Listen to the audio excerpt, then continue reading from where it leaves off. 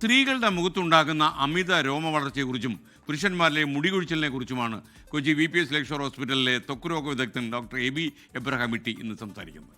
Doctor Aby Abraham വരുന്നു. Family doctor supported by VPS Lakeshore.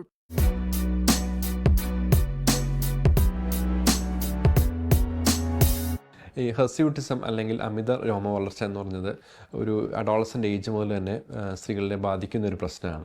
ചിലർക്കത് ജെനറ്റിക്കായിട്ട് വരാം, അവരുടെ ഫാമിലിയിൽ സ്ത്രീകൾക്ക് പുതിയ ബോഡി ഹെയർ കൂടുതലായിട്ട് വരാം. അങ്ങനെ ഉണ്ടെങ്കിൽ അത് നോർമലായിട്ട് തന്നെ കൺസിഡർ ചെയ്യാം. പക്ഷേ ചിലർക്കൊരു ഏജ് കഴിഞ്ഞിട്ട് പെട്ടെന്ന് അവരുടെ ഫേഷ്യൽ ഹെയർ കൂടുകയും ഈ പറഞ്ഞ മെൻസ്ട്രൽ ഇറഗുലാരിറ്റി വരികയും അതുപോലെ വെയിറ്റ് ഗെയിൻ ഒക്കെ അസോസിയേറ്റഡ് ആയിട്ട് വരാം. അങ്ങനെ ഉണ്ടെങ്കിൽ അവർക്ക് എന്തെങ്കിലും ഹോർമോൺ അബ്നോർമാലിറ്റി ഉണ്ടോ എന്ന് നമ്മൾ ഇവാലുവേറ്റ് ചെയ്യുകയാണ് പതിവ്. അതിന് ഹെർസ്യൂട്ടിസിന് പല കാരണങ്ങളുണ്ട്. പറഞ്ഞ ഹോർമോൺ റിലേറ്റഡ് കാരണങ്ങളാണ് കൂടുതലുള്ളത്. ചില മെഡിസിൻസ് കൊണ്ടും അങ്ങനെ ഉണ്ടാകും.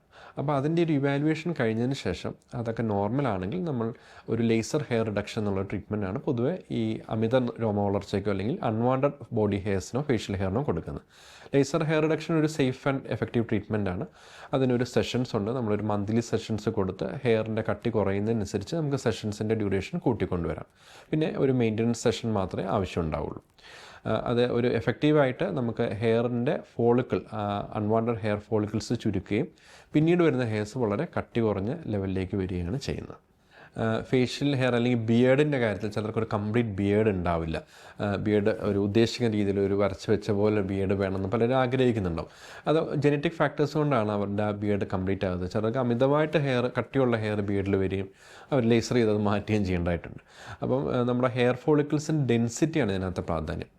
വളരെ ചെറിയ ശതമാനം ആൾക്കാരിൽ മാത്രമേ ഹോർമോൺസിൻ്റെ പ്രോബ്ലം കൊണ്ട് അങ്ങനെ ഒരു ബിയേഡ് കുറവായിട്ട് കാണുന്നുള്ളൂ. അപ്പോൾ അതിനൊരു ഡീറ്റെയിൽഡ് ആയിട്ടുള്ളൊരു എൻഡോക്രൈൻ ഇവാലുവേഷൻ ആവശ്യമുണ്ട്.